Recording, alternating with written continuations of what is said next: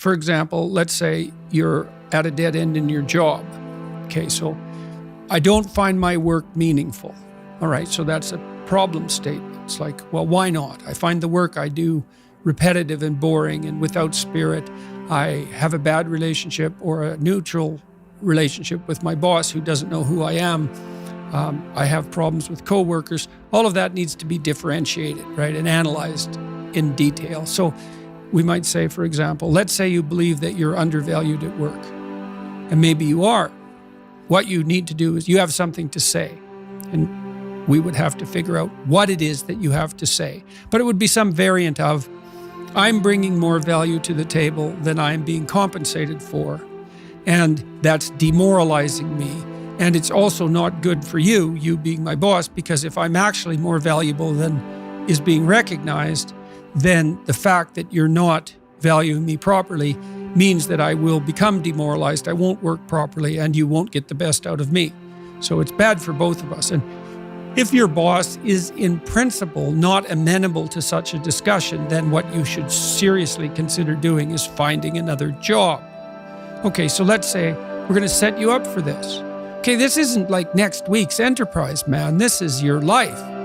So the first thing I would ask is, well, do you have your resume or CV in order? Well, I haven't typed it up for 3 years.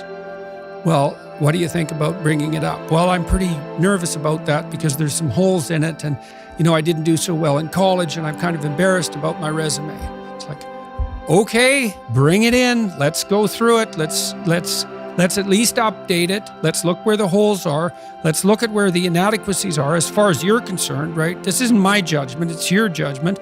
Let's walk through those judgments and see if they're warranted, because maybe you're just too guilty and ashamed and self-conscious and anxious, and you're looking at your resume more critically than someone else would.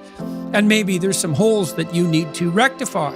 You were 2 courses away from your BA and you dropped out or something like that. Well, maybe we need 6 months to address that. And at least, even if you can't be fully educated, you could be taking some courses online. And so when you went to a new job interview and they said, what about this hole? You'd say, well, I came to terms with that 6 months ago, and in an effort to rectify it, I'm taking the following courses, and here's my plan for completion. That's a really good answer. And anyone with any sense who's interviewing will accept that as an indication that although you're not perfect, and who is, that you have a good plan and that you've thought it through. Like, that's the kind of answer that in all likelihood will cement your candidacy for the position. Okay, so now you're going to go to your boss. Well, you have to have your CV and your resume in order, and you have to be able to stand on it solidly, and which at least means that you're prepared to address the inadequacies in a credible, realistic, believable, and truthful manner.